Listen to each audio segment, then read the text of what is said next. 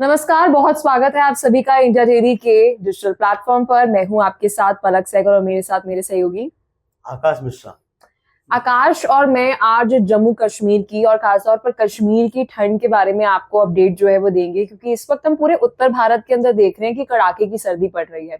लेकिन अगर मैं ठंड की बात करूं और ठंड में पहाड़ों का जिक्र ना हो तो ऐसे कैसे हो सकता है। जम्मू कश्मीर में आपको बता दें कि इस वक्त कड़ाके की सर्दी जो है वह पड़ रही है, और दूसरी आफत यहाँ पर यह है कि वहां पर लोगों को पावर कट जो है उसका सामना करना पड़ रहा है। लगातार आकाश हम ग्राउंड पर जाते हैं, आप भी कई बार कश्मीर को कवर करते हुए नजर आए। उस दौरान हम देखते हैं कि वो ठंड इतनी ज्यादा ठंड होती है कि असहनीय, जिसको हम ठंड कहते हैं ना, जिसके अंदर आप बाहर ज्यादा देर तक खड़े नहीं हो जी सकते हैं।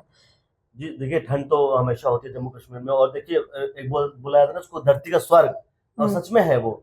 लेकिन मैं लास्ट ईयर गया था, मैं ट्रैवलिंग के लिए गया था वहाँ पे, और मुझे लगता नहीं कि उससे ज्यादा ठंड कहीं और इंडिया में पड़ती होगी, क्योंकि हिमाचल भी है, लेकिन और भी पहाड़ों वाले मसूरी है, हम्म। देहरादून है, लेकिन जम्मू कश्मीर का एक अलग ही रुतबा देखने को मिलता है। लोग भी वहाँ पे अच्छे हैं, और पहाड़ी वहाँ की वादियाँ हम्म। काफी अच्छा है। लेकिन मैं न्यूज में कुछ दिन से पढ़ रहा था कि वहाँ पे शायद पावर कटिंग हो रहा है, यात्री जो टूरिस्ट हैं उनको बहुत परेशानी हो रही है, जो भी टूरिस्ट होटल्स में रुके होंगे। अब मुझे तो पता नहीं कि कितना ज्यादा उनको परेशानी होनी हम्म। सहनी पड़ रही है, लेकिन इन्वर्टर जनरेटर भी कितना काम करेगा। देखिए बिल्कुल। एक दिन दो दिन हो सकता है, लेकिन इतने टाइम से वो पावर कटिंग है, तो मुझे थोड़ा बहुत ये भी लगता है कि अब तो न्यूज वायरल हो गई है, तो मुझे लगता है अब लोग भी जाना कम करेंगे। लेकिन बहुत बड़ी प्रॉब्लम यहाँ पर देखिए आकाश, ये है कि अगर मैं जम्मू कश्मीर की बात करूं तो जी जो पावर कट्स हैं वो रहते थे गर्मियों में भी, लेकिन जी, क्योंकि जम्मू कश्मीर और कश्मीर में गर्मी अगर मैं बात करूं तो इतनी, जो हम कहते हैं ना बिल्कुल। यहाँ पर असहनीय गर्मी जो दिल्ली में पड़ती है, वैसी स्थिति वहां पर देखने को नहीं मिलती, जी क्योंकि पहाड़ी इलाका है, उत्तर भारत एकदम हम देख रहे हैं कि हमारे पूरे मैप के ऊपर एकदम नॉर्थ, अगर हम बोले जी एक्सट्रीम नॉर्थ, तो वो कश्मीर है। लेकिन हमारे लिए जैसे गर्मी है ना, सोचिए कि जी एक एग्जाम्पल हम आपको देते हैं कि जैसे मान लो आकाश और मैं इस वक्त नोएडा में है, मैं दिल्ली में रहती हूँ, आकाश नोएडा में रहता है। और अगर यहाँ पर गर्मी है, सोचिए कि 45 डिग्री तक तापमान यहाँ पर होता है, और उस वक्त हम एसी ना चला पाए तो हमें कैसा लगेगा, हम बहुत फ्रस्ट्रेटेड महसूस करेंगे, है ना आकाश। देखिए वो लोग यहाँ पर बिल्कुल अलाव का सहारा तो ले रहे हैं, लेकिन वो बहुत नहीं होता, काफी नहीं होता, हमें इलेक्ट्रिक इन्वर्टर्स की बहुत बिल्कुल। जरूरत देखिए होती है। अब जो बिजली होती है पलक, बिजली बहुत इंपॉर्टेंट है। यही नहीं है कि हमारे लिए हम उससे एसी का यूज कर सकते हैं, बहुत लोग बिजली का बहुत तरीके से यूज करते हैं, कोई हम्म। फ्रिज यूज करता है, या फिर कोई हीट। अब ठंड का मौसम है, तो देखिए कश्मीर के मैंने एक चीज देखा है, कश्मीर के हर एक होटल्स में हीटर हम्म। होते हैं। मैं हम्म। हर जगह कश्मीर में, मैंने मतलब 10 दिन कश्मीर में रहा, हर जगह होटल्स में हीटर होते हैं। तो लोग कितना आग जलाएंगे, अब होटल से बाहर आके आग जलाएंगे नहीं। जो सबसे ज्यादा दिक्कत दिक्कत मुझे लग रहा है वहाँ जो टूरिस्ट है, हम्म। लोकल जो पीपल है वो कैसे भी अपना मैनेज कर लेते हैं, लेकिन जो बिल्कुल। टूरिस्ट गए हैं, जो अपने बच्चों को ले गए, फैमिली को ले गए हैं, उनको क्या कुछ चीजें सहनी पड़ रही है, तो वो हाँ वो दिक्कत है। और बिल्कुल। बिजली विभाग को कुछ ना कुछ एक बड़ा कदम उठाना पड़ेगा। या नहीं, लेकिन सबसे बड़ी बात यह है कि जी वहां पर एक जम्मू प्रांत की अगर हम बात करें और जी कश्मीर प्रांत की बात करें, तो आपको जो मेगावाट बिजली होती है जी वो अलॉट की जाती है कि आपको इतनी खपत है, आपकी इतनी डिमांड है और इतनी जी जी सप्लाई हम आपको करेंगे। लेकिन जम्मू कश्मीर में भी प्रॉब्लम देखिए ये है कि वहां पर जितनी डिमांड है उतनी सप्लाई नहीं है, मतलब अभी वो डेफिसिट में चल रहे हैं, और उनकी जो बिजली की प्रोडक्शन भी हो रही है उसमें भी हम जो एक डेटा बता रहा है कि अभी पूरे ऑल ओवर इंडिया के अंदर जो इलेक्ट्रिसिटी डिमांड पूरी हो रही है वो जी जम्मू कश्मीर में सबसे खराब है।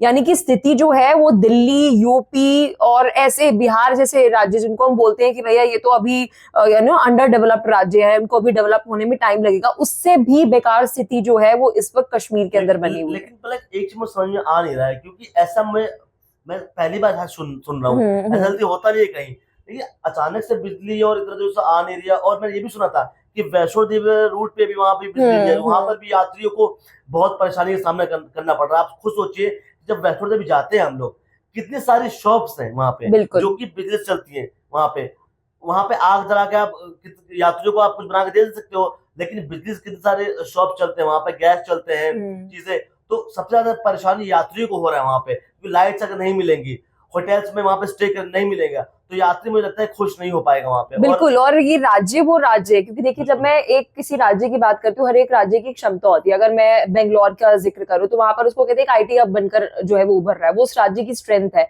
दिल्ली की अगर मैं बात करूँ, यहाँ पे सर्विस सेक्टर जो है वो बहुत ज्यादा उभरते हुए नजर आ रहा है, आर्थिक राजधानी मुंबई को कहा जाता है। अगर मैं जम्मू कश्मीर की बात करूँ, जम्मू कश्मीर जो है वो अपने टूरिज्म के लिए जाना जाता है। यहाँ पर इतनी खूबसूरत वादियां हैं, वहां पर ज्यादा से ज्यादा टूरिस्ट जो है पहुंच रहे हैं, पर्यटक जो है पहुंच रहे हैं, पूरा इकोसिस्टम देखते हैं वो उसके जरिए चलता है। अब उसी राज्य के अंदर अगर इलेक्ट्रिसिटी का इशू होगा, स्थानीय लोग जब वे प्रॉब्लम में रहेंगे, वो क्योंकि देखिए ना, आप पीक आवर के अंदर, क्योंकि जानकारी मिल रही है कि ये जो बिजली गुल हो रही है ये 6 बजे के बाद, जब हम देखते हैं बहुत ठंड एक तो बढ़ते हुए नजर आ रही है, पीक टाइम के अंदर जो है वो बिजली जा रही है, और उस दौरान हम देख रहे हैं अंधेरा भी है, और अंधेरा होने के साथ सर्दी जो है बढ़ जाती है। दोपहर में तो हम फिर भी देखते हैं थोड़ा सहारा धूप का मिल जाता है। हालांकि मैं एक ही बात बोलूंगा, जैसे हम लोग अभी बैठे हैं, ये उजाला हो रहा है, ठीक है, अचानक से लाइट चली जाए, मतलब अंधेरा हो जाए, तो कैसा फील होगा हमको, क्योंकि हम इसके हैबिचुअल हो चुके हैं। ये आपको बात सबको माननी पड़ेगी कि हम बिजली के हैबिचुअल हो चुके हैं। जैसे हम पानी पीते हैं, अगर अचानक से हमें 10 दिन तक पानी ना मिले तो फिर तो हम मर ही जाएंगे ना। तो वैसे बिजली है, देखिए उससे मरेंगे तो नहीं, लेकिन एक तरह से बोलते हैं ना कि जरूरत है, बिल्कुल जरूर, नीड है हमको, बिजली की हर जगह नीड है। फोन चार्ज, सबसे इंपॉर्टेंट फोन है। सोचिए कि अगर फोन कोई चार्ज नहीं करे, किसी का कोई रिलेटिव किसी अलग शहर में रहे, इंफॉर्मेशन कैसे पहुंच पाएगी उसके जरिए? बिल्कुल नहीं पहुंच पाएगी। तो सरकार को इसके लिए कदम उठाने पड़ेंगे। बिल्कुल, और मुझे लगता है कि देखिए 3 चीजें तो बेसिक, जिसको कहते हैं ना आप, बेसिक इंफ्रास्ट्रक्चर जो है, यानी कि शिक्षा, मेडिकल और बिजली, ये जो है आपको अपने नागरिकों को देना, देखिए उनके ये राइट है इसके अंदर। और अभी अगर हमें जम्मू कश्मीर की बात करो, कई सारे कश्मीरी ये भी बता रहे हैं कि देखिए शाम का समय है, हम दफ्तर से आते हैं, दफ्तर में 5 बजे की तकरीबन ठंड में वहां पर, क्योंकि चिलाई कला अभी वहां पर चल रहा है, तो 40 दिन कड़ाके की ठंड जो है वो पड़ेगी। तो इस दौरान जब दफ्तर से वापस आते हैं और बाहर हम दफ्तर पे कुछ भी काम कर रहे हैं, मे बी हम कैब ड्राइवर है, मे बी अब हो सकता है हमने कोई स्टॉल लगा रखा है, मे बी हम डल लेक के अंदर चाय बना रहे हैं, अभी तो खैर डल लेक जमी हुई है, कोई भी काम हम कर रहे हैं, पूरा दिन बाहर हैं, और जैसे ही शाम के समय में हम इसलिए घर जा रहे हैं क्योंकि बाहर इतनी ज्यादा सर्दी है, हम वहां पर नहीं रह सकते, घर जा रहे हैं, घर में बत्ती गुल, हमारे पास इलेक्ट्रिसिटी ही नहीं है। मैं तो ये सोच रहा हूँ पलक, जो वहाँ पे लोग काम कर रहे, नौकरी कर रहे होंगे, दिन में जाते होंगे, तो कैसे नौकरी करते होंगे, क्योंकि बत्ती गुल आती है वहाँ पे। और एक पिक्चर भी आई थी बत्ती गुल वाली, आपको याद भी होगा, वो भी पहाड़ की पिक्चर थी। बिल्कुल। तो ये सारे मामले में क्या पहाड़ भी होते हैं क्या बिजली गुल होने वाले? देखिए ये तो मुझे ऐसा लगता है, हमेशा ये बात कही जाती है कि जब हम विकास की बात करते हैं ना, तो विकास जो ग्रामीण क्षेत्र है वहाँ पे वांछित ही रह जाता है, वहाँ के लोग बस उसकी डिजायर ही रखते रह जाते हैं, वो पूर्ण कभी हो ही नहीं पाता। सड़क का हम वादा करते हैं, पेयजल का हम वादा, देखिए जम्मू कश्मीर में बता दें आपको कि ना केवल बिजली एक क्राइसिस है, वहां पर पीने का पानी भी एक बड़ा क्राइसिस है, कि ड्रिंकिंग वाटर जो है वहां पर वो नहीं है, पानी है लेकिन जो साफ पानी है वो तक भी नहीं उनके पास। वाटर पे मुद्दा उठ, लेकिन मैंने सुना है पलक की जम्मू कश्मीर या कोई पहाड़ी राज्य होता है, वहाँ पानी बहुत साफ आता है पीने का। लेकिन यहाँ पर अभी आप देखिए ना, जो जम्मू कश्मीर की अगर मैं बात कर रही हूँ, वहां पर अभी जितनी भी झीलें हैं, जितने भी पानी के हुए, क्योंकि वही बहुत सर्दी है, वो सब जम चुका है। तो इस टाइम पर तो आप सोचिए जम्मू कश्मीर के लोग ना केवल अभी आफत झेल रहे किसकी, इलेक्ट्रिसिटी की, पानी की भी क्राइसिस वहां पर, क्योंकि जो जितने भी नदी नाले सब कुछ है, डल लेक हम देख रहे हैं कैसे पूरी की पूरी डल लेक जो है वो जम चुकी है। तो बहुत क्राइसिस अभी हम उनकी पीड़ा जो है वो हम महसूस नहीं कर सकते, क्योंकि जिस आप बीती होती है ना, वो ज्यादा उस चीज को महसूस कर सकते हैं। टूरिस्ट तो 5 दिन गया, लेकिन हालांकि एक भी सोचिए ना, टूरिस्ट जा भी रहा है तो वहाँ पैसा खर्च कर जा रहा है, वो फैसिलिटीज वहाँ मिल नहीं रही है। आप सोचिए टूरिस्ट क्या करेगा, किस होटल में जाएगा, वहाँ फैसिलिटी नहीं मिल रही है, लाइट नहीं आ रही है, तो उस होटल में गलत रेटिंग देगा, उससे देखिए एक बिजली ना होने से बहुत चीजों पे इफेक्ट पड़ेगा। एक तो आपकी हेल्थ पे पड़ेगा, क्योंकि ठंड वाली जगह है, आप हीटर यूज कर नहीं पाओगे। दूसरी बात, कोई टूरिस्ट जाए किसी होटल में, अगर वो फैसिलिटी नहीं मिलेगी उसकी, वो कंप्लेन करेगा। तो एक चीज और मैं पूछना पलक आपसे, कि जो सरकार है, जो आप एलजी है, मनोज सिन्हा जी, वो क्या कर रहे हैं, जो नई अभी सरकार बनी है वो क्या कर रही है? देखिए जब जम्मू कश्मीर केंद्र शासित प्रदेश बना 2019 का मैं जिक्र कर रही हूँ, उस वक्त हमने देखा कि वहां पर एलजी रूल हो गया, सारा कंट्रोल जो है वो होम मिनिस्ट्री और एलजी के पास जो है आ गया। जब हमने चुनाव प्रचार देखा, चुनाव प्रचार के दौरान देखिए उमर अब्दुल्ला ये वादा करते हुए नजर आए कि उनकी सरकार जब वापस आएगी तो जी 370 एकदम से वापस आ जाएगा, लेकिन जो उनकी पार्स हैं वो ये है ही नहीं, क्योंकि पहली बात तो केंद्र में बीजेपी की सरकार है, वो यहाँ पर 370 उन्होंने हटाया है, तो वापस आने का कोई बहस ही नहीं बनती है। ठीक है, उन्होंने बिजली, सड़क और पानी जो है उसका वादा ही नहीं किया, जो कि उनकी एक्चुअल में अधिकार क्षेत्र है। उमर अब्दुल्ला जी को तो मिल रहा है बिजली, उनको तो बिजली मिल रही होगी ना? बिल्कुल, उमर अब्दुल्ला तो मुझे ऐसा लगता है कि देखिए जो ये अफसर होते हैं ना, अफसर और ये मंत्री होते हैं, ये मुझे कहीं ना कहीं ऐसा लगता है कि ये पीड़ा इसलिए आम जनता की नहीं समझ पाते हैं क्योंकि इन पर आप नहीं बीतती। वहां पर जनरेटर है, वहां पर सब कुछ है, उनको क्या पता कि जी जनता को इस वक्त कितनी परेशानी जो है उठानी पड़ रही है। वो बाहर जाके स्टॉल नहीं लगाते ना कड़ाके की सर्दी के अंदर, वो तो अपने बंद कमरे के अंदर इलेक्ट्रिसिटी उनको पर्याप्त मिल रही है। अगर नहीं भी मिल रही है तो वहां पर हम देख रहे हैं कि जनरेटर्स हैं, तो उनको तो कोई प्रॉब्लम ही नहीं हो रही है। लाविश लाइफ जो है वो अधिकारी लोग जो है वो जीते हैं। तो वो पीड़ा आपको तब समझ आती है जब आप उस वर्ग से निकल कर वहां तक पहुंचते हैं। और यहाँ पर देखिए, मैं तंज किसी को नहीं कस रही हूँ, लेकिन अगर आप एक ऐसे नेता हैं जो जमीन से उठे हुए नेता हैं, अगर मैं यहाँ पर पीएम मोदी का जिक्र करूं, और एकदम मैंने एक तस्वीर देखी है कि ये पीएम मोदी और साथ में अमित शाह पोस्टर लगाया करते थे एक समय में बीजेपी के लिए, चटाई के ऊपर सोते थे, तो उन्हें पता है कि संघर्ष क्या होता है, कि आकाश का संघर्ष क्या है। शायद वो नेता बेहतर कनेक्ट कर पाएगा, या आपका बॉस बेहतर कनेक्ट कर पाएगा अगर वो वहां से उठकर वहां तक पहुंचा है। तो मुझे ऐसा लगता है कि वो नेता बेहतर नेता होता है जो जमीन से उठा हुआ होता है। उमर अब्दुल्ला का क्या है, उमर अब्दुल्ला का अगर मैं जिक्र करूं तो वो हमेशा से ही फादर उनके फारूक अब्दुल्ला रहे, वो उस वक्त फारूक अब्दुल्ला की बात करूं, उनके फादर भी अगर हम बात करें वो भी पार में रहे हैं। तो वो संघर्ष जो है वो करेक्टर डेवलपमेंट हुआ ही नहीं ना, कि जनता की प्रॉब्लम्स जो है वो पर्सनल लगे। लेकिन पलक, अभी क्या लग रहा है आपको, क्योंकि आप काफी समय से इसके लिए मुद्दा उठा रही है, बिजली वाला जो जम्मू कश्मीर में है, क्या लग रहा है कि और कितने दिन वहाँ के जो देखिए, लोग मैं हैं उनको पिछले झेलनी पड़ सकती है कुछ दिक्कतें? सालों की अगर मैं जिक्र करूं जम्मू कश्मीर के अंदर, जब से वहां पर टूरिज्म बढ़ा है, क्योंकि देखिए अगर टूरिज्म बढ़ेगा वहां पर जो है आपकी इलेक्ट्रिसिटी की डिमांड बढ़ेगी। देखिए डिमांड तो बढ़ रही है, आपने टूरिज्म तो एक क्षेत्र का बढ़ा दिया, बेहतरीन है, बहुत अच्छी बात है कि आपने एक सप्लाई नहीं कर स्टेट रहे को, बस ये लोग। आपने स्टेट को इतना अच्छा बनाया कि आप वहां पर टूरिज्म दे रहे हो। और वो जम्मू कश्मीर जैसी स्टेट जो एक समय में टेररिज्म के लिए जानी जाती थी, अब मुझे ऐसा लगता है कि ये स्टेट की रिस्पॉन्सिबिलिटी है। स्टेट्स की रिस्पॉन्सिबिलिटी से मेरा तात्पर्य यहाँ पे उमर सरकार की, कि वो किस तरह से जो एलजी है उनके साथ एक अच्छी, कहते हैं ना, एक तालमेल बिठाए। वो भी मैं तारीफ करूंगी कि उमर अब्दुल्ला पूरी कोशिश कर रहे हैं कि वो बार बार हम देखते हैं होम मिनिस्ट्री से यहाँ पर अमित शाह के साथ मिलने के लिए पहुंचते हैं दिल्ली, कि यार अभी पता है कि मिलकर सरकार चलानी है, पार्शियल स्टेटहुड यहाँ पर है, तो मिलकर इस बात पर बात करनी पड़ेगी कि जी देखिए यहाँ पर जम्मू और कश्मीर के जो लोग हैं उनकी बिजली की जो रिक्वायरमेंट है गर्मी के मुकाबले सर्दी में ज्यादा है।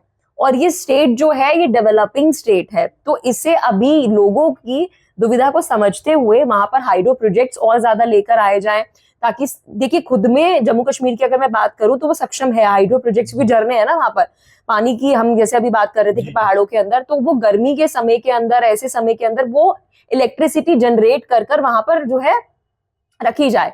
ये एक मुझे लगता है मसला अगर जब तक हल नहीं करेगा प्रशासन वहां पर, देखिए इमीडिएट तो वहां पर कुछ नहीं हो सकता, आप पड़ोसी राज्य से या फिर यही मदद जो है वो ले सकते हैं, क्योंकि देखिए इंडिया इज अ स्टेट जहाँ पे स्टेट टू स्टेट हम देखते हैं हमारी इलेक्ट्रिसिटी रिक्वायरमेंट पूरी होती है। तो यहाँ पर इमीडिएट रिलीफ सिर्फ ये मिल सकता है, लेकिन लॉन्ग टर्म की अगर आकाश में बात करूं तो यहाँ पर आपको प्रशासनिक लेवल पर, एडमिनिस्ट्रेशन लेवल पर एक योजना हाइड्रो प्रोजेक्ट की लानी पड़ेगी। लेकिन पलक, अब आपने बताया उमर अब्दुल्ला, मनोज सिन्हा के बारे में, लेकिन इसमें भी पॉलिटिक्स अगर हो गई तो, कि अगर बात मनोज सिन्हा अगर कुछ रिमांड लेके जाए तो मनोज सिन्हा ने उमर अब्दुल्ला की बात नहीं मानी तो, अमित शाह ने अगर उमर अब्दुल्ला की बात नहीं मानी तो, क्योंकि देखिए ऐसे लेवल पे जहाँ पे सरकार अगेंस्ट हो जाती है, तो देखिए बीजेपी की सरकार वहां पे है नहीं, वहां पे उमर अब्दुल्ला की सरकार है, और मनोज सिन्हा से मुझे लगता है तालमेल खा नहीं रहा। लेकिन आप कहीं ना कहीं अगर इसे एक दूर के विजन से अगर देखेंगे ना आकाश, तो बीजेपी की ना चाहते हुए या चाहते हुए वहां पर सरकार है। कैसे? क्योंकि आपकी जम्मू के अंदर होल्ड है, मतलब आधा राज्य आप ऐसे भी चला रहे हो कि केंद्र में आप बैठे हुए, और आधा राज्य आप ऐसे भी चला रहे हो कि आपके जितने भी विधायक हैं वो जम्मू में बैठे हुए, जम्मू प्रांत में। तो यहाँ पर अगर देख लीजिए, मान ले ऐसा होता है कि जी जम्मू के अंदर विकास हो रहा है, जम्मू के अंदर प्रोजेक्ट्स आ रहे हैं, कश्मीर के अंदर प्रोजेक्ट्स नहीं आ रहे, तो कश्मीर सौतेला व्यवहार समझेगा ना, कश्मीर के साथ तो फिर नाजायज होगा। ये बात जो है वो नहीं हो सकती है। यहाँ पर उमर अब्दुल्ला जिन्होंने अपनी स्टेट से ये वादा किया, खासतौर पर कश्मीरियों को उन्होंने कॉन्फिडेंस में लिया, जम्मू में तो उन्हें पता था, वो कांग्रेस को कहते रहेगा कि ये मेरी जमीन नहीं है, तुम्हें वहां पर मजबूत करना है। वो अलग बात है, कांग्रेस ने वहां फोकस नहीं किया।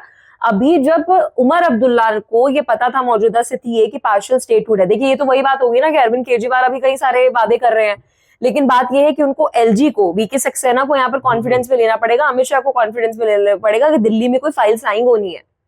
तो ये अब आपको जनता को प्रॉमिस करने से पहले बोलना है ये कि देखिए मैं पूरी कोशिश करूंगा, जान लगा दूंगा कि केंद्र में बैठी सरकार के साथ हमारा तालमेल, हमारा कमांड एंड कंट्रोल जो है वो अच्छा होना चाहिए, वरना फिर आपकी सरकार की नाकामी है। अगर आप कहते हैं ना वो घी अगर सीधी उंगली से नहीं निकल रहा है तो आपको टेढ़ी करनी पड़ेगी। अब वो कैसे टेढ़ी करते हैं, क्योंकि देखिए जब काम होता है ना, हम जैसे बोलते हैं ना गधे को भी बाप बनाना पड़ता है, ऐसे करके हम ये बात बोलते हैं। तो इसी परिप्रेक्ष्य में अगर मैं बात करूं तो आपको अगर अपने स्टेट के अंदर विकास चाहिए और आपको पता है कि ये पार्शियल स्टेटहुड है, तो यहाँ पर आपको सामने वाले व्यक्ति के साथ, सामने वाले सेंट्रल गवर्नमेंट के साथ आपको तालमेल बिठाना पड़ेगा। तो आपको लग रहा है कि अब कुछ चीजें ठीक होंगी? क्योंकि देखिए मुझे लगता है कि ज्यादा जो टूरिस्ट कश्मीर से ज्यादा तो वैष्णो देवी जाते हैं, और वैष्णो देवी में अगर ये हाल रहा तो मुझे लगता है वैष्णो देवी में तो अभी हम देख रहे हैं कि रोपवे प्रोजेक्ट के लिए प्रदर्शन जो है वहां पर करा जा रहा है। जम्मू कश्मीर में अगर मैं बात बोलूं, देखिए अगर अक्टूबर महीने में, मुझे याद है 16 अक्टूबर को उमर अब्दुल्ला ने शपथ ग्रहण की थी, उसके बाद से स्थिति ना खराब हुई है, बेहतर नहीं हुई है। तो ये अब मुझे लगता है आत्मचिंतन करने का मौका है, और ग्राउंड पर भी जितने अधिकारियों से और जितने भी मैंने और अपने सीनियर जर्नलिस्ट के साथ आकाश दी की बात की, उनका स्पष्ट तौर पर ये कहना है कि देखिए अभी उमर अब्दुल्ला स्टक, वो मूव नहीं कर पा रहे हैं, उनको समझ नहीं आ रहा है कि क्या करा जाए, क्योंकि वो वहां पर फाइल साइन करने की ताकत उनके पास नहीं, कोई डिसीजन मेजर लेना है उनके पास नहीं, तो वो अभी सिर्फ he is just a face, okay, not a power, that's the thing. मतलब ये वही हालत होगी। एक टाइम पे केजरीवाल का भी हालत यही था कि बस उस नाम के सीएम थे, उनके पावर चल नहीं रहा बिल्कुल, था। क्योंकि पार्शियल स्टेट यहाँ पर है। तो देखिए हम जैसे कहते हैं ना एक विशाल मुद्दा जिसको कहते हैं, जो बहुत छोटा सा लगता है लेकिन है असल में विशाल, क्योंकि आप एक बार ये सोचिए, दिल्ली में बैठे हैं, नोएडा में बैठे हैं, किसी भी राज्य में बैठे, आपको अगर बिजली ना मिले, आप बहुत ज्यादा गर्मी में बैठे हैं, तो आपको कैसा महसूस होगा। इस वक्त जम्मू कश्मीर की आवाम को भी वैसा ही महसूस हो रहा है जब कड़ाके की सर्दी वहां पर पड़ रही है। आकाश और मेरे साथ इस वीडियो में फिलहाल इतना ही। हमारे साथ कनेक्टेड रहिए और भी जम्मू कश्मीर की खबरों से जुड़े रहने के लिए।